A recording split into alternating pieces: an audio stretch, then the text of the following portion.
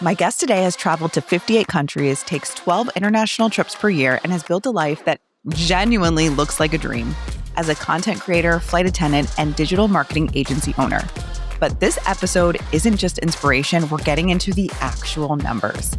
Allie breaks down a real 8-day trip through Dubai, Abu Dhabi, Oman, and Qatar, 4 countries under $1,700. My estimated budget was $1,850, like $1,850 for the whole trip. And I ended up spending $1,600, like $1,611. So I did better. I was under budget. And I just don't even know how. She shares how much she earns across 3 income streams and how having money coming from all directions is the whole strategy. Plus, why she considers gold jewelry part of her portfolio. I'm like, I can't wear my portfolio. So like, why not buy a cool necklace that's going to retain its value and increase in value over the next 5, 10, 15 years, and I'll pass it down. And she gets real about the trade-offs, the stability she gave up, and the life she built on the other side of that bet. I'm Ashley, certified financial planner, founder of The Fiscal Femme, and I'm asking the question everyone is already wondering. How do people actually afford their lives? This is How Do You Afford This?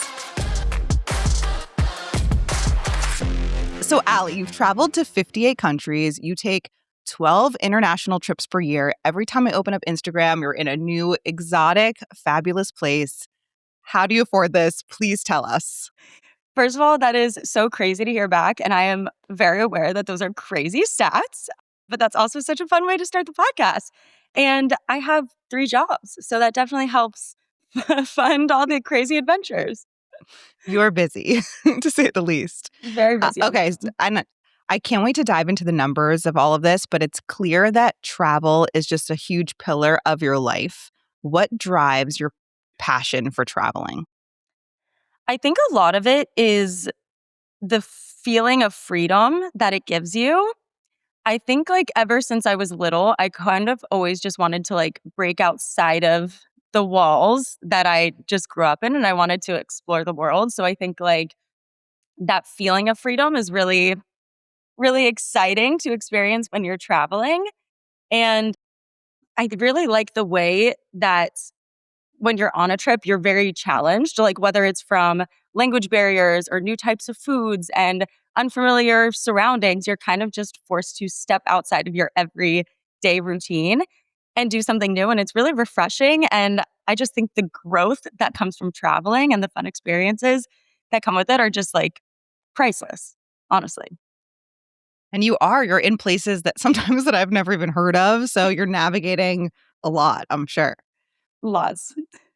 Walk us through what your finances look like. I know there's probably not a typical trip. We're talking 58 different countries, like hundreds of trips, but what do your finances look like for a typical trip, would you say?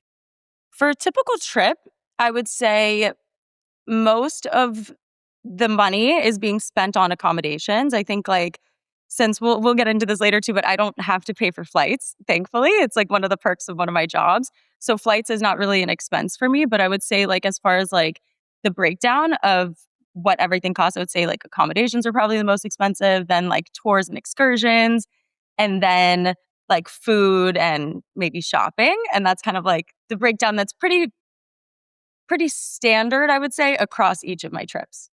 Is there like a number, like a goal number per day or something? I know like it would depend if it's like a 5-day trip versus a 10-day trip versus a 1-day trip, but like do you have a ballpark of how much this would cost?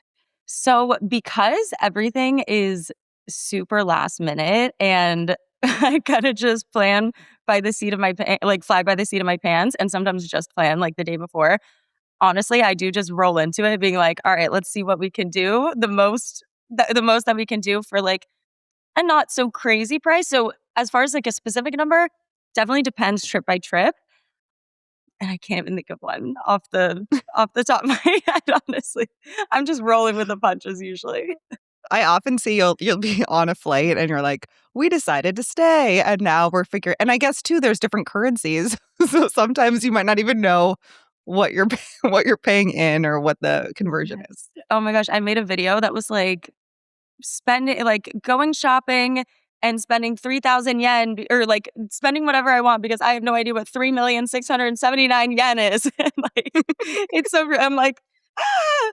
No, but I've gotten really good at like the currency conversions, but it is kind of hard to track sometimes between like the US currency and, sometimes I'm in like 5 different countries over the course of like 10 days. So like switching your brain to be like, oh, now we're on this currency and this one definitely adds for like a little bit of a challenge to When you get home, track. are you ever like, oh my gosh, I can't believe I spent that much? Or is it usually you have a good idea of what you're doing? I usually keep track, like, kind of throughout the days. Like, I feel like there's kind of like a gut feeling of like, that one maybe is a little more, so maybe I'll go a little less here. But like in different categories of spending. But I would say like at the end of each day, I kind of have like an idea of what I spent. And then at the end of the trip, sometimes I do like a breakdown. I'm like, oh wow, like we just spent 8 days in this place and it was like less than $2,000 or something, which is also crazy. I'm going to look because we just have to do a specific. So let me see. What's your last trip? So, you know what? I used your budget planner for my trip to Dubai. And that was actually incredibly helpful because Dubai is also pretty expensive. So I think that was like a really nice thing to actually like plug in and see like what am I actually spending on these trips, because sometimes it's like you spend $10 here, $15 here, and all of that ends up adding up and it maybe doesn't feel like it in the moment, and then you track it at the end of your trip or at the end of the day more like you're just tracking it like dollar for dollar, and then it's definitely eye-opening. And I think using your budget tracker after the Dubai trip was incredibly helpful. So maybe that's a good one I could pull up. Yes, See that'd what be I spent on awesome. that. And then we can also talk about the specifics because I'm curious. Obviously, flights are a big expense for traveling, but curious, like with what's left for you, how you decide what to splurge on, what to save on, if that's something you do every time, depending on your values, or if it's something that you choose in the moment based on the place. I would say it definitely depends on the place. There are some cities that are known for just having like these crazy wild adventures that you're like, I have to go do the canyoneering and I have to do the bungee jumping and I have to do the whatever. And so some cities are like that. And then other ones, it's like maybe just more of a walkable city. You do a walking tour. So it totally depends on the city. How much did it cost to go swimming with the whale sharks? Do you remember? That Oh, one was yes. incredible. That was in the Philippines, and I'm pretty sure that was $100 per person, and it included, like, so we got picked up in Cebu City, and it included, like, the 4.5-hour drive there, 4.5-hour drive back, and it included swimming with the sardines, the whale sharks dive, and then an island, a beach, and, like, breakfast and lunch. It was Oh my crazy. god. And how did you get photos under there? Did you have the camera or did they have the camera? So you could rent a GoPro for like $5 and then they would have someone on the boat with you, just like jump in and take all your content for you, which was really cool. That was like probably the best $5 I spent that entire trip. We got great Wait. content. So the whole day essentially was $105, like meals, the trip out, the swimming, and also what is swimming with sardines? I know we're getting a little off topic, but it sounds very specific. Yes. So there are like a few places in the world that just have like massive amounts of sardines. Like I'm talking like millions and millions of sardines, and you can dive with them.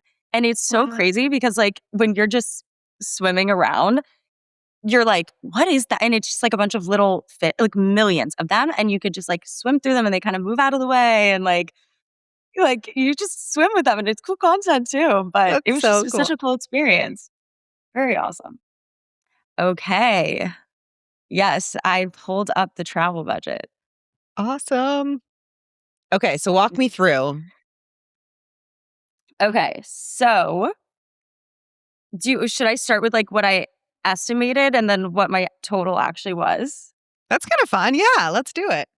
Okay, so I estimated, and this was like I want to say this was an 8-day trip, and it included Dubai, Abu Dhabi, Muscat in Oman, and then Doha in Qatar, which are all pretty expensive places. Like the Middle East tends to be pretty expensive. But my estimated budget was $1,850, like $1,850 for the whole trip, and I ended up spending $1,600, like $1,611. So I So you were did under. better. I was under budget, and I Okay, just don't break even know how. down. And when you get free flights, do you pay like the fees or anything or none of it? So when I'm flying for the airline that I work for, it's $0 going to whatever country I'm going to, and then I pay taxes on the way back in.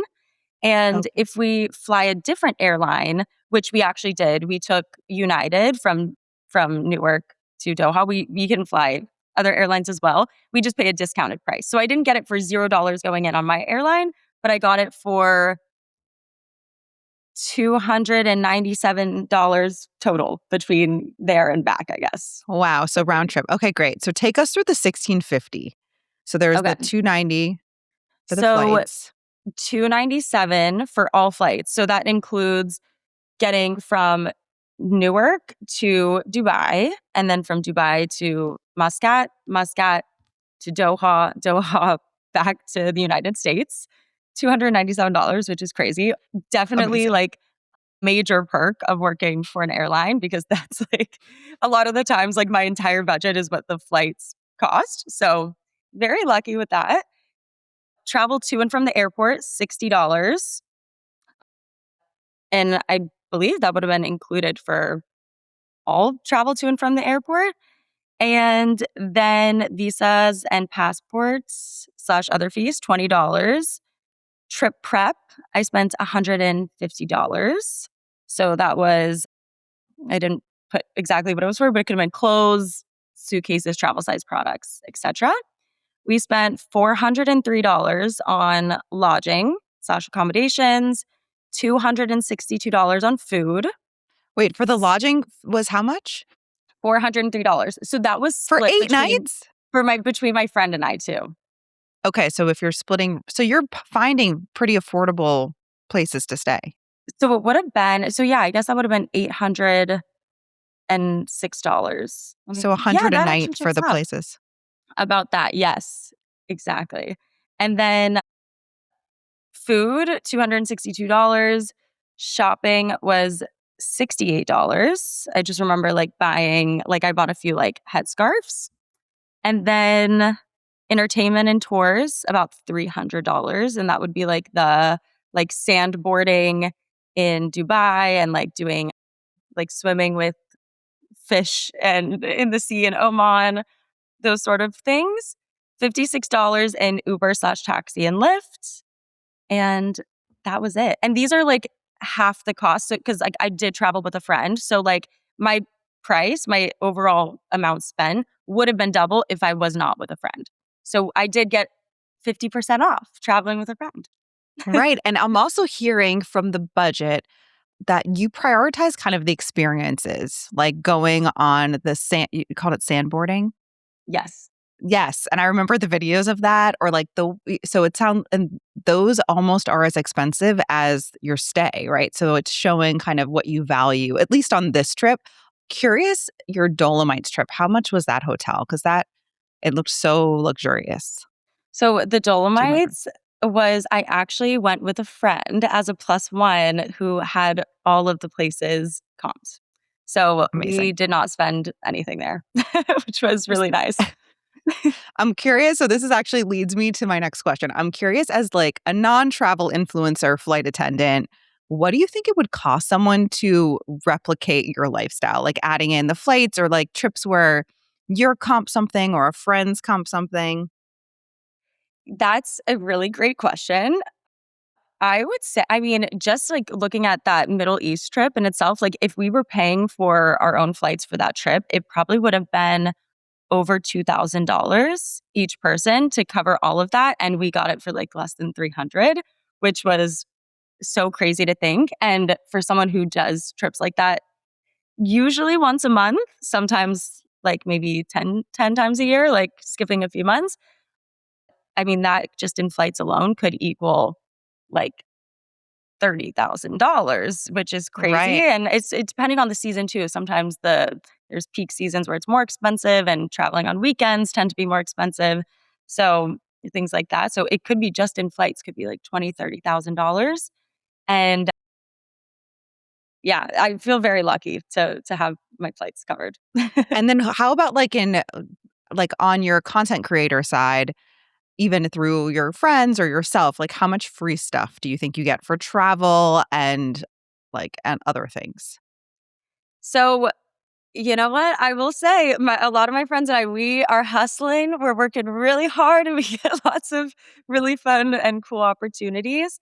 So, I mean, definitely, like I would say, like a few trips a year, we get comped. And usually, like if it's me that's doing it, I can bring a friend with me. So I get to bring a friend on the experience. Or if one of my friends is going on a trip and brings me, that's really cool too. But I mean, that could be another few tens of thousands of dollars that we don't spend, which is incredible. And I feel like I've like crafted this life. Like I feel like I've manifested this life because I could have never imagined this growing up. And so it's kind of like crazy reflecting on it and talking about it because it's kind of wild to say out loud. And it's masterful in the way that you have a passion for travel, and so then naturally you have your flight attendant job gets you the flights. Then you're also creating content, and then you're getting things. It's really cool how the different parts of your life work together. We'll talk more about that. But for those of us who want to travel more, do you have any travel hacks for us to save money and be able to travel more? Yeah, totally. I would say there's so many different things I think that are overlooked a lot. Like traveling on weekends tend to be a little more expensive. So if you're flexible with your travel plans and you can fly on like a Tuesday, Wednesday, flights tend to be a little less expensive. Hotels are a little less expensive. Choosing a credit card that has zero foreign transaction fees is super helpful. I would also say taking public transportation. I think a lot of people, when they go on trips, they immediately think we have to call an Uber, we have to get a taxi, we have to do whatever. When I'm traveling with my friends, we are always using public transportation. We want to feel like locals. And we're like, let's take the bus, let's take the train, let's do whatever. And it's a fun experience as someone who's not from there. You get to experience the like local way, but it's also so much cheaper. Like an Uber could be $60 to $80 and the train's like 250 or something. So that's another big tip as well. I love those. And it's such a win-win to get to experience it in most of the time, not always, but experience the transit in somewhere, in a place that you're visiting. Totally. And so we're talking about this incredible life that you've crafted and manifested. Would you say there are any trade-offs to it? Like any spending or even just career trade-offs or life trade-offs that you feel like you have to make for this incredible life? Yeah, I mean, specifically early on, definitely I traded stability with working a full-time 9 to 5 office job in marketing in Los Angeles before I became a flight attendant. And I traded that stability for like a pretty uprooted life when I decided to be a flight attendant. So definitely had some trade-offs there early in the beginning. I think as I've progressed in this flight attendant career over the last 7 years now, I think I've made it work really well where it doesn't even feel like a trade off anymore. It feels like I've kind of just taken different pieces of of my interests and made this like masterful puzzle. Whereas I think like when I first became a flight attendant, I was like, I want to do it for a year. I want to start my social media agency, build that on the side, also create content on my own pages and all of this. And then I'll go back to working for a startup and have that stability and like consistent income. And I think I've just kind of figured out how to make that flexibility work with my type B personality. And it's actually been very fulfilling. And I've built a lot of fun things, like doing all of it at once. So that's kind of cool. It's so cool, and it's amazing to have watched the trends, like the transformation over time, and I also love that you're self-proclaimed type B person. Very much. I love your type B content. So let's talk about your income because we talked about the outgoing expenses of all the travel. What are the different ways that you earn money? I know we've alluded to a few of them. Yeah. So I have, I would say, three main sources and then like a few other little extras, which I would say, like my number one being my social media agency, digital marketing agency. It's called Uppercase Media. And we work primarily with CPG brands, consumer packaged good brands in food and beverage and health and wellness. That's why I would say my number one. And then my social media pages, Allie Case One. And then third would be flight attendant. And then those would be like my 3 jobs. And then there's other ways like private money loans. And then I guess interest from that. And then also, I guess like I kind of think of when I invest in the market that I'm also like making money, even though I'm not actually touching that money or spending it, but it's kind of passive in a way. I Yes. think. Oh, and I also have a home, a rental home that I bought with my brother and sister like 5 years ago. And so we also have income from that rental property. That's incredible. And would you say, so what can you share as far as the amounts or ranges for those different revenue streams? So for the flight attendant, that's actually like fresh top of mind because I was just looking at all my docs for that. I think this last year, as a flight attendant, and I want to preface this by saying I consider myself like a part-time flight attendant. I fly 40 hours a month, which is about half, if not like 30 to 40% of what most flight attendants fly. So my number does not reflect what a full-time flight attendant would be paid. But I made about $25,000 last year as a flight attendant, which is incredibly low as, you know, thinking of it as like a full-time job, considering the fact that the flights that I take are worth way more than that. It's an amazing trade-off. And it is just part of my income. And then I would say for my agency and my personal social media accounts, it's, in the 6 figures. So that's good. When you add them together? Yeah, a I few guess, yeah, 6 figures. Yeah. Yes, that's amazing. exactly. Awesome. And then you have the property, the rental property, the loan income. And I think about this a lot when I'm seeing your social, and I know social is not always real life, but I'm curious what work looks like for you because you're traveling either for your work or for fun. Like you're filming when you're traveling. I always feel like, I don't know if it's like the elder millennial in me, but I'm trying to get away from that. I need to be at my computer to think and be working. So curious, like what is a work? I know it's probably hard to say, but how does work look like for you, especially with multiple jobs? How are you getting all this done while traveling? It changes all the time. I do love to have my laptop with me, but I have had to get really good at working from my phone as well because sometimes it's just the easiest thing versus like pulling out my laptop in the middle of who knows where the heck I am. So a typical workday would be, I mean, it honestly changes day by day or week by week.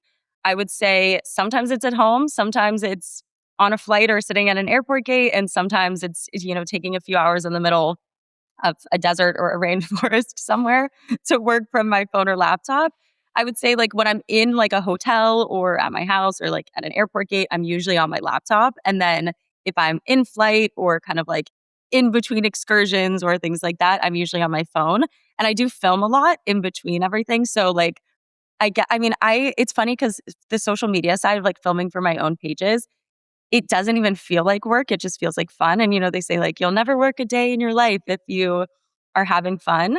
And even though, so technically it's like working around the clock, but it just is so fun for me to be on the way to an excursion and, be doing a tour of the hotel or whatever it is and just like filming it without even thinking about it. So I guess the work never stops, but it's all really fun. Yes, and I'm thinking back to what you were sharing about your income and saying that it sounds very low, but you think of it in a much more strategic way because the trip costs would be after tax, like the that you would be expending to get those experiences. And so if you add that to what you're earning as a part-time employee, right? And then you extrapolate by adding taxes back to that, you're actually getting to a much higher salary. So just something that I'm thinking about how someone else might just say, oh, that's not worth it. But given how you've strategized and built this life, it's so worth it to you. Totally. And I think there are a lot of people that message me on Instagram and all the time too. And they're like, I want to be a flight attendant. I want to travel a lot. Do I need another job? Should I get another job? And I'm like, it's totally up to you. You can totally like fly the full hours and travel. Like I did that for my first like few years. You get so many opportunities to travel just like and get paid for it every single time. Like whether you're in South America, Central America, Europe, the US, you can do that full time too. I think just for the life that I have kind of constructed somehow, I still look at it. I'm like, I don't know how I did this. I feel like I always say I life hacked. Don't know how, but it all manifested. And for me, it works in my like with my goals and my aspirations that I wanted to be building things at the same time as being able to travel the world and get paid for it or for free. And so, yeah, I kind of constructed it that way myself. But if someone wants to be a flight attendant, they can also be a full-time flight attendant and make a great salary. It takes, some time to work up some seniority and increase pay and all of that. But the perks are definitely a major, major win. And just a couple questions about Uppercase Media. Like, what does your current team look like? Like, what does Allie do versus what others do? Like, how does that currently structured? Yeah, there's 5 of us in total, so 5 employees, myself included, and I am running a lot of the strategy and just kind of like overall everything. And so Uppercase Media, we do all things digital marketing. So you could think of content creation, strategy, influencer marketing, email marketing, Google ads, meta ads, any of that. We do all of that. And I am overseeing everything. I'm creating content. I'm in the ads managers. I am seeding influencers, everything I'm in the mix of. But I do also have like a dedicated email, like someone who's on email and a paid social lead and content creators so that they can kind of focus on those and I can kind of like help delegate and manage everything overall. But I am in the weeds of everything, but I have people now after all these years to be able to help execute on their specific areas of expertise, which has been incredible. I have an amazing team and I'm so grateful for them every day. That's amazing. And this question's kind of selfish as a business owner. Just curious how you decide between, and this might have been like a hiring question, right? How do you decide between pocketing income and like taking it as earnings versus like investing into the business? Like, when is it like, oh, I need to get this new person and take that hit and hire them to grow the business versus paying yourself more or as much? Definitely, I would say I calculate the risks for sure. So number one, I always pay myself first. Like I make sure I put money in my savings account, my brokerage accounts, anything. And I learned that from you, Ashley. Ever since I opened any of my retirement account, brokerage accounts, anything, I've always made it a point to pay myself first. And that has been incredible. I think it's literally like the best advice anyone could give anyone. And so I would say I pay myself first and then I look at those calculations, and if it makes sense to invest in a new role, then I would prefer to invest in a way that is going to make the company scale versus like pocketing it for a trip. It's kind of interesting because I do have so many different types of income that I can kind of maybe if I'm investing in Uppercase Media with like an additional salary, I'm able to like maybe cover some personal expenses through like other sorts of income. So I'm kind of lucky in the sense that maybe it's not coming like I'm investing with business income on this side, but I'm able to pull from personal for personal trips with the other business. So I don't know if that answers. Yes, that does. Like, the diversity of income gives you the space to be able to put the money back in after you pay yourself first, which is so important. Absolutely. And I actually love too, like I follow a lot of founders on Instagram and TikTok who have their own businesses. And it's so interesting to hear them talk about their own businesses, how they're like, I never even had to take a salary for myself. I just invested everything back into the business because I was able to pay myself from this other stream of income. And I feel like for a really long time, that's exactly what I was doing. Now I'm able to pay myself from all businesses, but I definitely, it's nice to have those different streams to kind of create that space as well, like you said.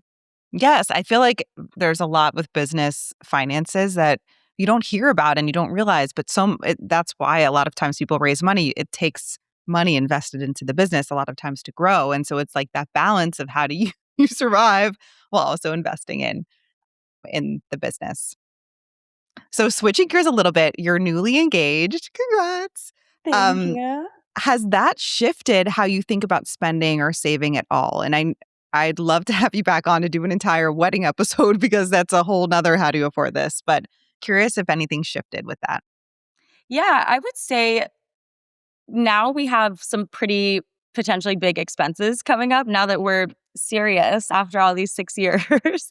And it would be like, a wedding, a house, kids. So like, I think when we're thinking about finances, we're definitely kind of combining forces and like, how are we going to afford this? What's our path there? So I would say definitely big picture thinking, kind of like starting to tie that knot is starting to like give us that mentality of like these long-term investments into our future.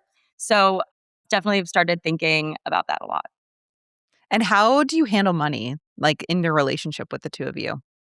We spend pretty similarly, spend and save pretty similarly. So I feel like we don't really have many moments where we're like, I can't believe you did this, or without talking to me. Like, we're very much like, we don't ask each other for approval on expensive. Like, we very much just trust each other with like how we're spending. If there's anything like that's a really large expense, we'll want to talk about it, like a car or something that is kind of like on the higher end. But we're pretty like good, I think, about just spending within our means. And as far as like how we spend, I would say between the both of us, split everything pretty much 50-50. So it's pretty balanced there.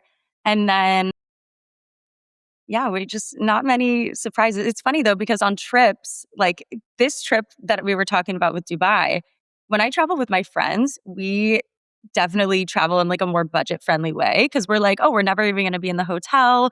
We're just going to be like out on excursions so we can like get a cheaper hotel because we're going to be out all the time. When I travel with Rafi, he likes to travel a little more luxuriously. So like my friend trips compared to my Rafi trips are pretty funny to compare. So It's amazing. yeah, that's just like an interesting take. He's definitely more like, let's get a nice hotel, let's do a nice this. And so it's a fun balance. I love like kind of like roughing it in ways with my friends and then like having like a little more like relaxing trip with Rafi. But And it sounds like if you've been together 6 years and you've seen how each other spends, you've been open about money, then like you said, there's not that many surprises once you're engaged because things kind of continue as they were. absolutely. And I think it's so important to talk about money early on too, because it's an important part of relationships, I think. And you want to know like what each other's habits are and like how they fit into, your future goals. And we've always been really transparent about all things money. So that's great. And what's something about your finances people would never guess? Something that they wouldn't guess, I would say, okay, maybe two things. So one is that everything that I have and everything I've built is 100% like I have like worked for every single dollar, like to the point where I was just like saving and spending, like, missing out on certain things because I was like, I have to save this and whatnot, kind of like managing in that way. Every single dollar that I have worked so incredibly hard for in ways that is interesting that I've always had multiple streams of income. Like since I was little, I just kind of was like, the way I see myself being financially free is having income being thrown at me from all different angles. So like even when I was working in an office, I would like babysit or like I've always had like side jobs. Like I've had like a full-time job and then a side job. So I think that's like something interesting is that I was just like, I need multiple streams of income to be able to feel financially free and like kind of have this freedom to travel and buy what I want and not have to ask my mom things like that. And have my mom tell me no because it's not happening or something like that. So I love the visualization of all the money flying at you in all the directions. I'm gonna take that one on. and the more it's coming from different directions, the better. It makes it all more freeing. One thing, so this is random, but I've been watching a lot of your content and you're into jewelry. Curious, like I see you wearing the most beautiful jewelry when you're shopping. Like, are you buying something every time? Are you often just visiting it, looking at it? Like, what does your jewelry budget look like? That's an excellent question. So, when I'm posting all these videos in these different stores where I'm trying on different jewelry pieces, most of the time I'm window shopping and admiring these gorgeous pieces. I am very good about not impulsively buying. I calculate all of my if I'm going to make a big purchase, I will need to sleep on it many nights. I will need to dreamt about it many nights. Like there are many requirements I think that I need to meet before I make a big purchase like that. So in all the content, I'm usually just admiring. When it comes to a piece that I really want to buy, after I think on it and kind of calculate the value for it, because I'm also a big value spender. When I think about what I'm spending, it's like, what does this value bring to my life? What's the trade-off if I buy this? What won't I be able to do in this way? So as far as budget goes, I would say there's not a budget, but there's a budget. Like I don't have a specific, like I can spend this much a month, but I also like this might be a toxic trait, but with the increase in price of gold these days, I'm like, it's all an investment. So I just, I'm Forget a like, gold ETF or gold bars. You're getting gold on your neck. I'm like, I can't wear my portfolio. So like, why not buy a cool necklace that's going to retain its value and increase in value over the next 5, 10, 15 years and I'll pass it down. So like, I think of it like that too. So if I find a piece that I'm like really like, I feel emotionally attached to, it feels like it, kind of is, feels like it's my personality or it says something about me that just kind of like, it feels like me. And maybe it feels like a good investment too, then yeah, maybe I'll get it. I know. I love it. I love too the sentimental thought of passing it down. That's beautiful. Absolutely. What are you working towards affording next? This was all about how do you afford your current life, but like, what are you working towards affording next? Definitely a house and a wedding. Those are both very top of mind and both very expensive. So lots of lots of lots of planning involved in both of those. This was so valuable, Allie. You are such an inspiration. You're so savvy with lifestyle creation, how you spend, how you think about it. So thank you so much for giving us this in-depth look into the numbers behind your fabulous lifestyle and how it actually works. Where can everyone find you and support your work? Thank you so much for having me. It is such an honor to be here with you. And for as far as social media goes, I'm at Alleycase1 on all socials or most socials. YouTube is Allie4044 because I could not change that for whatever reason. And then uppercasemedia.com for any agency things. Everyone go follow Allie. You will not regret it. Thank you, Ashley. Thank you so much for listening to How Do You Afford This? If you loved this inside look into how people are actually affording their lives, follow and subscribe wherever you get your podcasts. We have new episodes dropping every week. And trust me, you do not want to miss them. And if you're enjoying the show, it would mean the world to me if you left a review. It takes just a minute and it helps more people find the show, which helps me on my mission to make crafting a wealthy life more accessible, more transparent, and a whole lot more fun. See you next week.